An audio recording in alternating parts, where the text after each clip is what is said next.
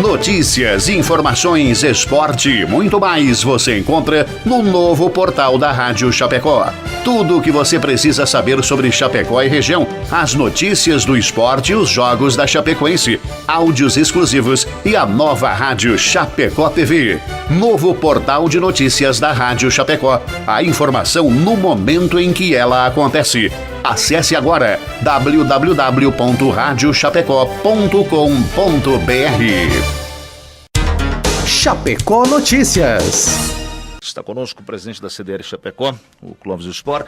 Tudo bem, Clóvis? Bom dia. Reunião hoje, então, 13h. Muito bom dia, Fábio. Bom dia, ouvintes.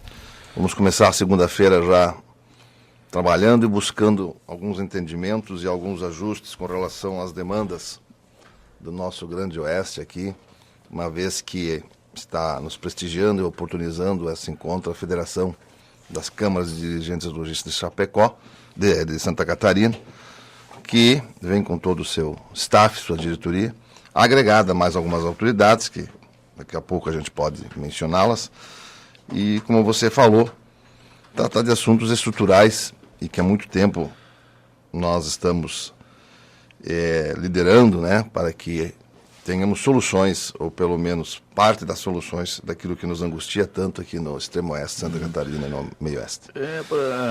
Na verdade, uma reunião chamada reunião metropolitana, né? Mas aí nós vamos tratar de questões também que vão lá para o nosso extremo oeste, na divisa com a Argentina, porque essa aduana Brasil-Argentina, uma nova ligação também está sendo discutida, isso também entra no debate hoje? Na verdade, a região metropolitana que nós estamos tratando aqui são duas regiões metropolitanas, né? Aqui é o do oeste, que é assim denominado pela federação, e a do extremo oeste.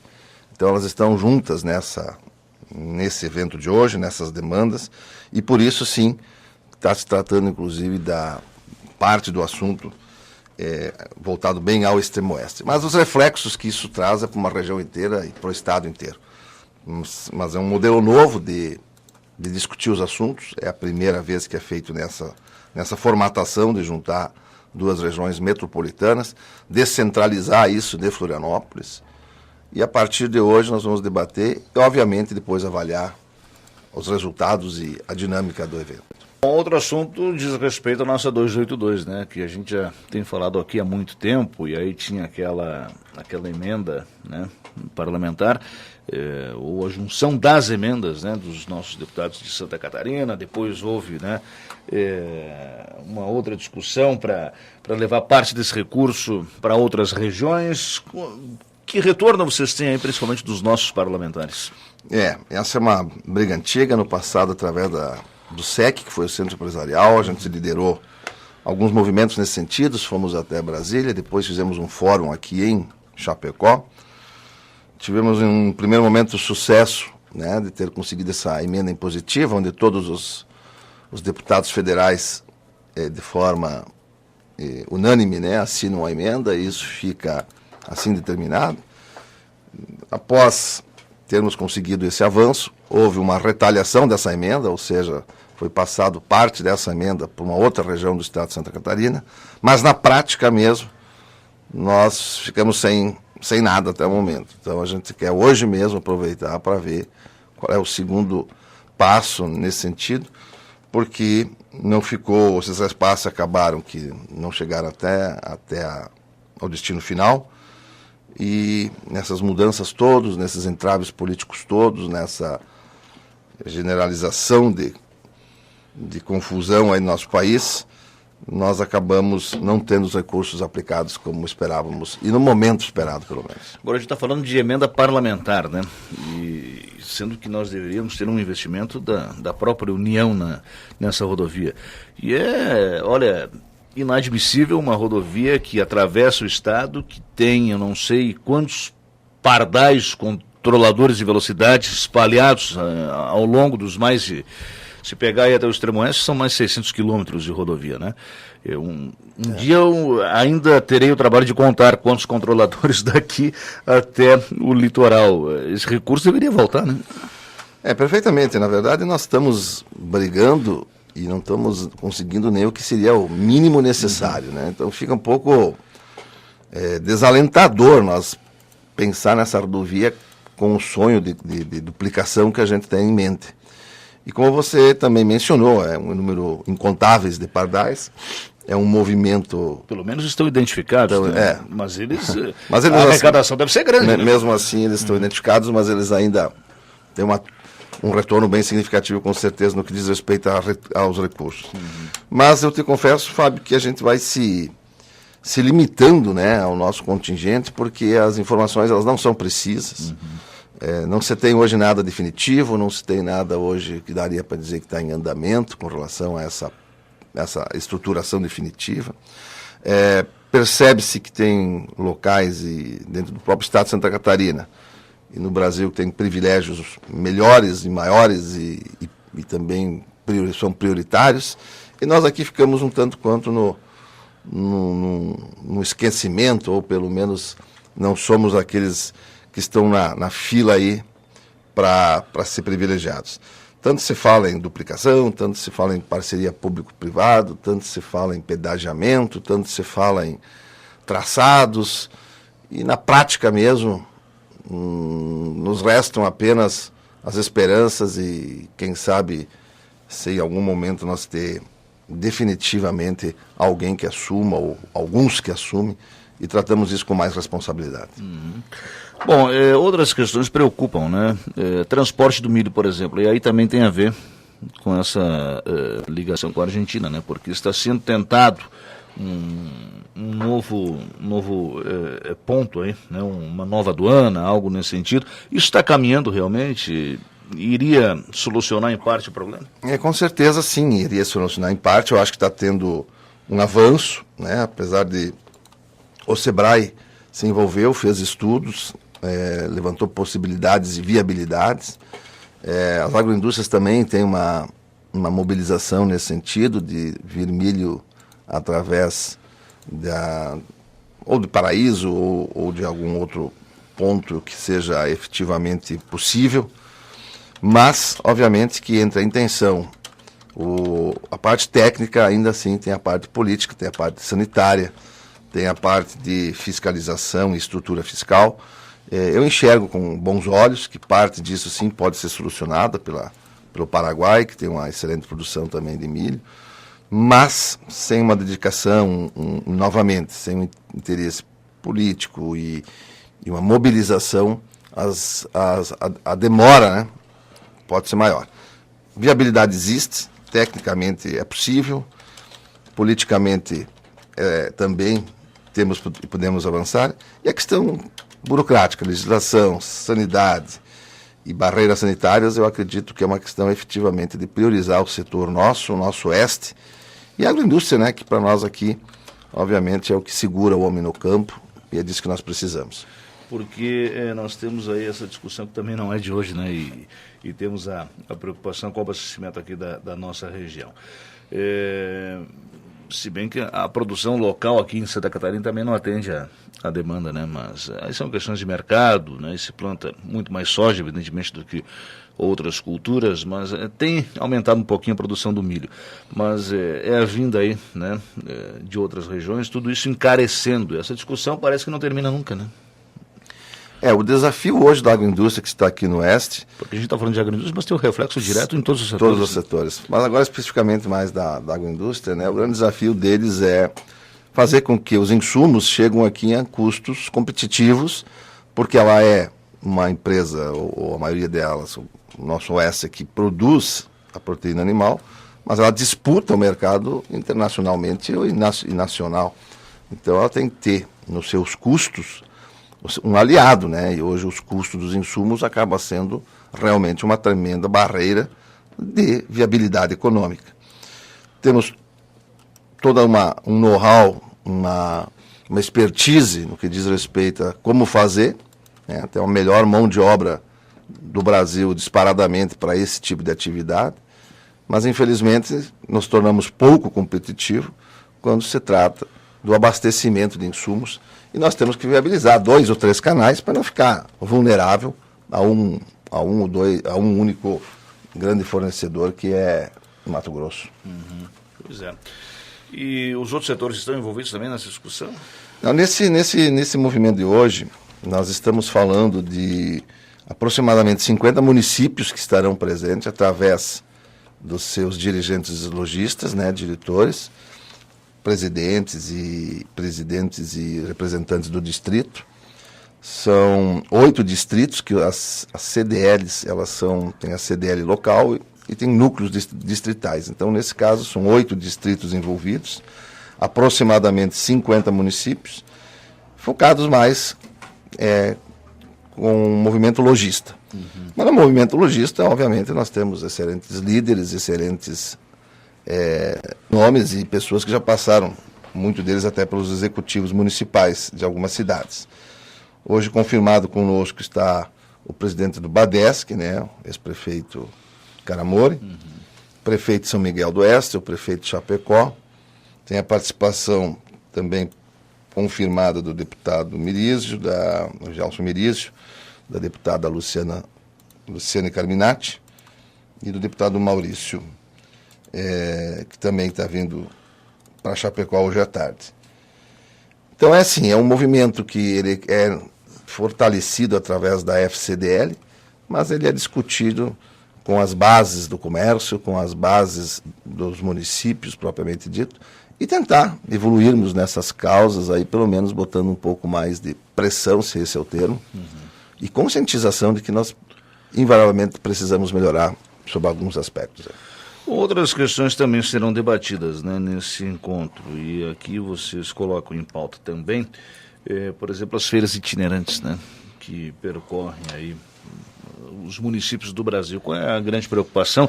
Aqui em Chapecó não tem uma legislação municipal que trata dessa questão e dificulta a vinda dessas feiras? Sim. Chapecó é um município da região que ano passado, se eu não estou enganado, ainda em 2015, foi construído junto com a Câmara Municipal de Vereadores e a Prefeitura Municipal uma legislação específica para Chapecó, obviamente já embasada em outras legislações existentes, onde as feiras elas são naturalmente geram mais dificuldades para quem assim quer fazer. Então tem restrições, né, de localização, de forma de estabelecimento, de impostos, da atividade. Então ficou menos atrativo para alguém que queira vir de fora, fazer uma feira de sexta a domingo, pegar as coisas e ir embora. Mas os municípios pequenos da nossa redondeza, quando eu digo pequenos, municípios então com menos potencial comercial, acabam sofrendo diretamente essas ações e o comércio mais ainda, né? Então o que a gente vê, tem as famosas feiras do Brás, que chamam, e outras feiras, eles chegam na cidade, não encontram essa mesma legislação, essa mesma resistência, e tem uma certa facilidade de se instalar. Isso porque, diga-se de passagem, há um decreto do governo do Estado também, que cria as suas dificuldades dentro das limitações que o Estado pode criar, mas também hoje a judicialização de tudo, né? As pessoas conseguem uma liminar, antes da liminar às vezes ser julgada, a feira já aconteceu. E quando eu falo sobre isso aí, tem muitas pessoas que dizem, por que não pode acontecer as feiras, são atrativas, tem preço porque melhores. O consumidor, né, no que diz a preço, né, certamente ele vai encontrar vantagem. Agora, por que eles têm um preço melhor e os estabelecimentos que estão fixos no município não conseguem ter esse preço? Talvez assim, nós voltamos de novo na estrutura dos custos, né? Porque quando você está estabelecido de forma legalizada, você tem toda uma parte municipal, estadual e federal para ser atendida, todas as formas da lei. Você vende o produto, você emite nota fiscal, você está sendo responsável pela segurança, você é responsável pela garantia, você é responsável pela vigilância, você é responsável por todo um contexto que onera teu custo invariavelmente. Além de que essas feiras vêm com know-how, né, de comprar direto de fábrica, embarcar num veículo, vir aqui, se estabelece e vão embora. Quer dizer, o custo estrutural deles, o custo de fiscalização, o custo de se promover é muito mais fácil. É uma concentração de vários, né, com mídia conjunta, com esforço conjunto, e obviamente isso tudo facilita para quem vende em termos de preço, e é atrativo para quem compra, mas nós temos que pensar no comércio local que está aí no dia a dia, que sustenta toda uma rede, e esses, digamos assim, esporádicos aí realmente levam o nosso dinheiro embora, e os recursos que voltam ou que ficam são muito pequenos, além de que tem muita parte da legislação que eles não cumprem. Pois é. E você não tem a garantia, né? Você não vai poder depois, se necessário, trocar, né, algum objeto, alguma peça de roupa adquirida, né? É verdade. Isso também tem que ser dito, né, que quando vem alguém que não é teu concorrente, você pode estar gostando da feira, mas quando ele é teu concorrente, você também não vai gostar. Então nós temos que ter uma visão do todo, né, do ambiente todo, da sociedade, porque senão a gente se anima porque vem alguma feira específica em algum setor que você não atua, você pode achar interessante, mas se viesse naquele setor que você atua, certamente você também ia ter restrições. E nós temos que enxergar o comércio como um todo e o desenvolvimento como um todo também. Muito bem. Deixa eu fazer um intervalo aqui. Estamos conversando com o presidente da CDL Chapecó, CDL, é a Câmara de Dirigentes Lojistas do município, Clóvis Afonso Spor, e nós estamos falando sobre algumas questões, né, que dizem diretamente respeito ao nosso comércio. Uma reunião de hoje que nós vamos falar um pouco mais logo na sequência, hoje com a FCDL, para tratar de assuntos importantes aqui para a nossa cidade, para a nossa região, a partir de 13h. E lembrando a você que está aí sintonizado, tivemos uma queda de energia agora aqui no centro, seguimos no ar, né? São 8h31 e estamos aqui operando com o nosso sistema, né, alternativo, já acionando aí o nosso gerador que eu escuto do lado de fora, e vamos, né, levando aqui para você a nossa programação de forma normal, né? Entrou aí o nosso sistema de geração própria de energia, né? Mas seguimos no ar. Bom, eu quero aqui informar a você que está com o rádio sintonizado que o Corpo de Bombeiros investe em inovação tecnológica para operações com o uso de drones, vazamento de produto químico altamente perigoso, incêndio florestal, né, de grandes proporções, pessoa perdida, embarcação à deriva. Nessas ocorrências, né, situações fazem parte aí da rotina das equipes operacionais do Corpo de Bombeiros. Bom, em todos esses casos, profissionais precisam ter, né, a dimensão da ocorrência e fazer um prévio mapeamento para decidir em forma de intervenção a ser adotada, né, para salvar vidas e minimizar os riscos, né, a si mesmos. Então, pensando em melhorar o atendimento prestado à comunidade, o Corpo de Bombeiros de Santa Catarina está investindo na aquisição de aeronaves remotamente pilotadas, né, para uso operacional. São os drones. O primeiro do Corpo de Bombeiros foi adquirido com recursos de cerca de R$20 mil, entre baterias, carregadores extras, câmera com foto e vídeo, resolução de 4K, né, e outros acessórios. E estudo de viabilidade da utilização de drones em operações de bombeiros foi tema de trabalho de conclusão de curso de formação de oficiais junto ao Corpo de Bombeiros, e, portanto, agora deve ser ampliada essa prática em todos, né, os locais de Santa Catarina, em todas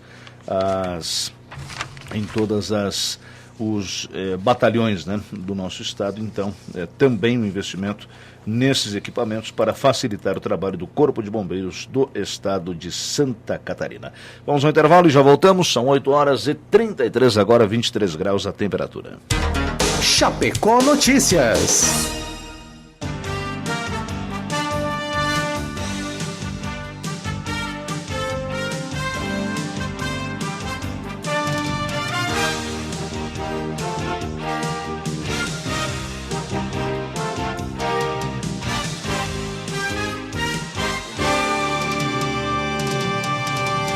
Oito e 37, 23 graus, 3 décimos a temperatura. Rádio Chapecó, Chapecó Notícias, conversando aqui com o presidente da CDL Chapecó, Clóvis Spor, e nós estamos falando sobre ações relacionadas à nossa grande região oeste de Santa Catarina, não só Chapecó, né, mas os municípios aqui do nosso oeste também, do nosso extremo oeste, duas regiões metropolitanas, né, então presentes hoje nesse encontro da CDL com a Federação das CDLs do nosso estado de Santa Catarina. Pergunta aqui o Mauro pelo nosso radiochapecó.com.br. Bom dia, qual lei que a feira permanente chamada de camelódromo? Já foi falado de nota, como é que é? Tem nota para CD, DVD, cigarro, etc. Ele pergunta aí sobre o nosso comércio mais popular aqui de Chapecó, que é o camelódromo, né? A gente falou aqui de feiras itinerantes antes, né? E a preocupação com os estabelecimentos ou com as empresas, né, estabelecidas, né, aqui em Chapecó, chamado comércio de rua. Mas o Mauro, né, pergunta aqui sobre o camelódromo, de que forma é o funcionamento, se existe algum prejuízo também com o comércio. Eu tenho que admitir que eu desconheço especificamente a lei que trata do camelódromo. É uma boa sugestão aí para a gente se aprofundar. Mas assim, há no município, tanto é que foi construído esse espaço físico e autorizado para a exploração desse comércio, que se chama então de camelódromo. Respeitada a legislação, eles estão dentro cumprindo suas obrigações, e foi tentado organizar, na ocasião, eu lembro, para retirar de vários pontos que se habituavam a fazer esse comércio e transferir para um lugar único. E a gente vê isso em cidades maiores, e são comércios que se estabeleceu, se caracterizou e conseguiu se regulamentar assim. Como exatamente ele funciona, qual é que é a parte legal, eu não tenho essa informação. O que tem, que nós temos que sempre estar muito atento, obviamente, que vão surgindo novos pontos de vendas, que aí cabe à CDL eventualmente denunciar ou recomendar algum tipo de ação, mas, falando em legislação, falando em legalidade, quem tem que efetivamente tomar cuidado e tomar conta disso são os poderes constituídos, né? Então, eu diria assim que tem uma Câmara de Vereadores, tem uma Prefeitura Municipal, que deverão, nesse caso, tomar as providências se entenderem que há uma ilegalidade na atividade ou de alguns que estão comercializando. A CDL por si só é contra, obviamente, esses estabelecimentos que não estão regular, por natureza, e se preocupa muito para que isso não se torne, em função da nossa atividade econômica, que está um tanto quanto desgastada, não se comece a tornar uma referência em novos e diversos comércios de rua acontecendo. Isso sim, porque não estraga com o embelezamento da cidade e prejudica o comércio estabelecido. Deixa eu passar uma informação aqui com relação à luz, estou recebendo agora. Nossa equipe já entrou em contato com a gerência da Celesc. O que houve aqui foi que caiu um alimentador da subestação, que alimenta a parte central, essa rede que vem aqui pela Fernando Machado. Diz que já estão resolvendo o problema, a energia volta, né, será restabelecida por completo dentro de mais alguns minutos aqui na região central de Chapecó. Clóvis, eu sei que vocês vão tratar também de alvarás e a liberação, né, de alvarás pelo Corpo de Bombeiros. Qual é a preocupação hoje, qual é a dificuldade? Na realidade é o seguinte, a pauta ela foi criada em cima de diversas reuniões nos municípios. Então depois foi feita uma estruturação de pauta e se estabeleceu aquelas que efetivamente eram mais unanimemente questionadas, né? Então a do Corpo de Bombeiros é uma pauta que veio através do distrito do Extremo Oeste, mas eu acredito que, como em todas as cidades, a burocracia, a demora, às vezes o excesso de detalhes e preocupações que se tem, obviamente, em se tratando de Corpo de Bombeiros, mas que isso não entrave, né, a agilidade dos processos, a agilidade dos alvarás, porque a gente entende perfeitamente que segurança é fundamental, mas ela não pode também ser motivo de uma burocracia excessiva, de prazos extensos, porque toda hora e todo minuto que o comércio não está funcionando, alguém está tendo prejuízo. E eu aproveitaria para emendar nesse assunto, assim como você tem preocupação com o Corpo de Bombeiros, você tem preocupação com a agilidade no que diz respeito à vigilância sanitária, no que diz respeito à aprovação e liberação de alvarás pelas prefeituras, o que diz respeito também à própria questão, hoje muito debatida, de acessibilidade. Então, mais do que... Eu ia te perguntar, porque tem uma polêmica estabelecida aí na cidade sobre a acessibilidade e me parece que o Poder Público liberou com a intenção assim de que os estabelecimentos então façam essa adequação ao longo do tempo, mas houve também um questionamento por parte do Ministério Público, né? Essa situação não está bem clara ainda. Na verdade, o prefeito, no dia 30 ou 31 de janeiro, né, emitiu um decreto onde ele diz que as pequenas e microempresas poderiam conseguir o regime, né, o regime tributário, ou seja, conseguir os alvarás de funcionamento, não estando completamente adaptados à norma 5090, se não me falha a memória, para esse tipo de estabelecimento, para conseguir que a atividade econômica efetivamente aconteça. Na lei de pequenas e microempresas há uma situação em que elas têm uma vulnerabilidade, ou então pelo menos se não é vulnerabilidade, há um conflito de leis entre a norma e essa lei de pequenas e microempresas, que deixou essa possibilidade do decreto pelo prefeito. As entidades, de uma maneira geral, todas com quem a gente tem se relacionado, são a favor desse decreto na medida que tinha 1.500 alvarás efetivamente parados na prefeitura. Então nós temos que entender que uma cidade elas não pode ficar refém ou ficar nessa condição de não produzir economicamente os seus resultados. O que nós queremos deixar claro também é que nós não estamos contra, né, a adaptação à acessibilidade, mas nós entendemos que isso pode ser, sim, num tempo melhor estudado, nas condições melhores também encaminhadas, porque nós temos muito estabelecimento comercial que efetivamente está se inviabilizando, outros tantos não estão nem se arriscando a começar por essa questão. Então, acho que o prefeito tomou uma atitude que vem ao encontro do desenvolvimento e também de manter uma atividade econômica e que pode, sim, ser evoluído também para cumprir a norma de acessibilidade, destinando mais tempo para isso, destinando mais pessoas para isso, e todo mundo lá Mas no o Ministério final... Público já se posicionou ao contrário, né? O Ministério Diz Público... que, inclusive, o prefeito pode incorrer em crime, né? É o que está sendo dito, eu acredito que é o que talvez tende a acontecer, né? Mas eu também quero crer que em algum momento a gente possa ter uma evolução no sentido de... me parece que nós estamos todos caminhando para a mesma direção. O que não está havendo, talvez, pensando no tempo que as soluções estão propostas, que são diferentes. Mas ninguém é contra. Então, acho que seria muito prudente avançarmos, talvez mudar um pouco algumas estratégias e não querer transformar também uma solução definitiva em pouco tempo, num país que nós temos outras tantas dificuldades também. Mas há uma cobrança muito grande, né, por parte do Ministério Público com relação à acessibilidade, né? A gente vê que não só os estabelecimentos comerciais, né, mas novas edificações do município, então o Ministério Público está sendo bem atuante nesse sentido, né? Com certeza. Vocês acreditam que isso aí será resolvido em breve? Caminha por uma solução ou não? Dá para chegar de repente no meio termo? Não, na verdade a gente até o momento não está havendo um encaminhamento de uma solução fácil, não. O Ministério Público está sendo bastante rígido.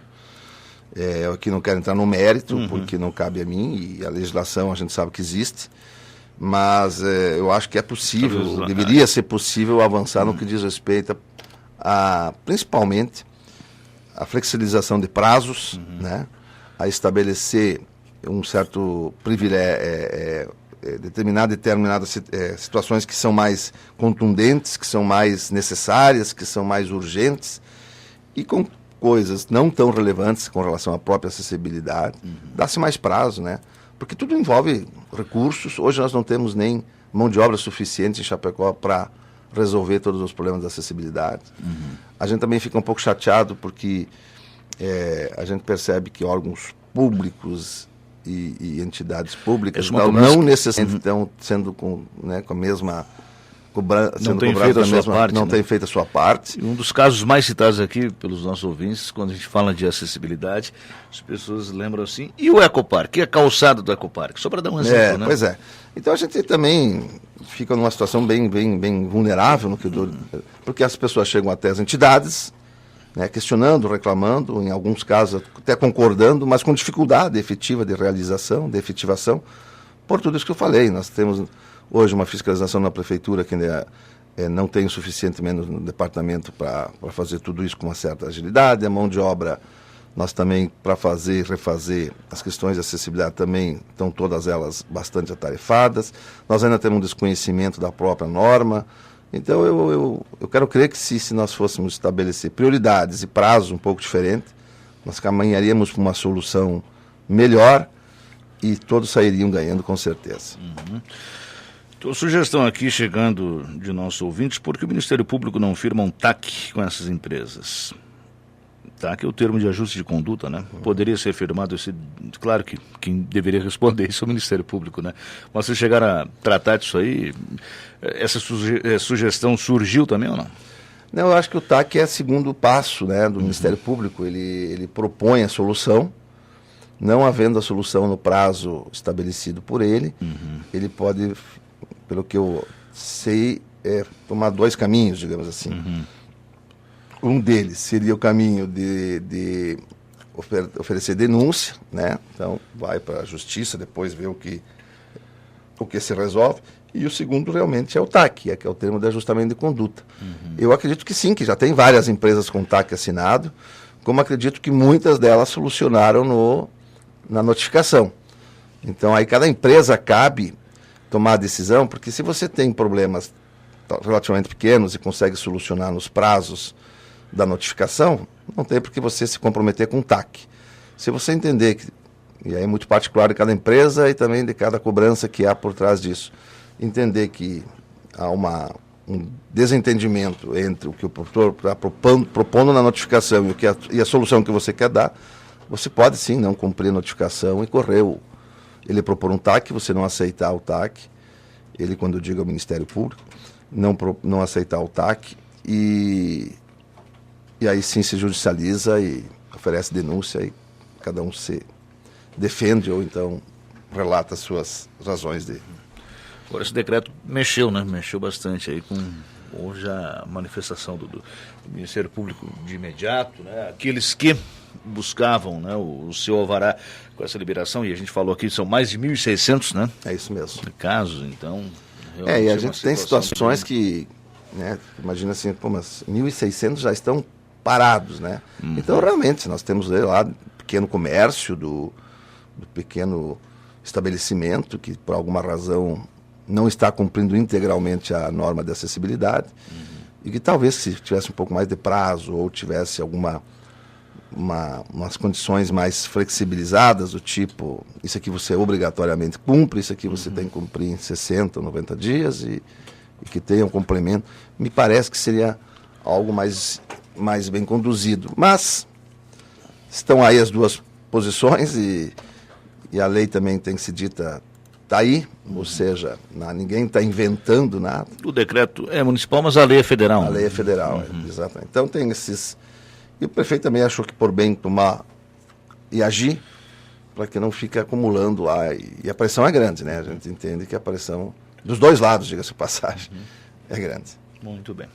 Quero voltar a esse assunto aí nessa semana aqui no programa.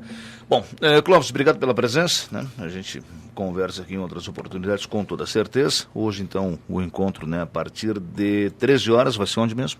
Vai ser no Horizonte, lá na churrascaria, no restaurante Horizonte. Certo, já devidamente, né, contatados aí os participantes e confirmados, e essa reunião é que deve se estender, não tem uma hora assim para terminar? Ela está prevista o término às 17 horas, né? Então seria das 13 às 17 horas. É a tarde toda. Certo. Esperamos que conseguimos concluir, sim, sendo bastante ativos e objetivos. Tá bom. Obrigado, um abraço, conversaremos em outras oportunidades. Eu agradeço aos ouvintes, parabenizar ainda pelo Dia Mundial do Rádio e que a gente possa fazer uma excelente semana. É isso aí. Obrigado, um abraço. Clóvis Spor, que é o presidente da CDL Chapecó, são 8h52. Intervalo e a gente vem com o último bloco na sequência. Notícias, informações, esporte, muito mais você encontra no novo portal da Rádio Chapecó. Tudo o que você precisa saber sobre Chapecó e região, as notícias do esporte e os jogos da Chapecoense, áudios exclusivos e a nova Rádio Chapecó TV. Novo portal de notícias da Rádio Chapecó. A informação no momento em que ela acontece. Acesse agora www.radiochapecó.com.br.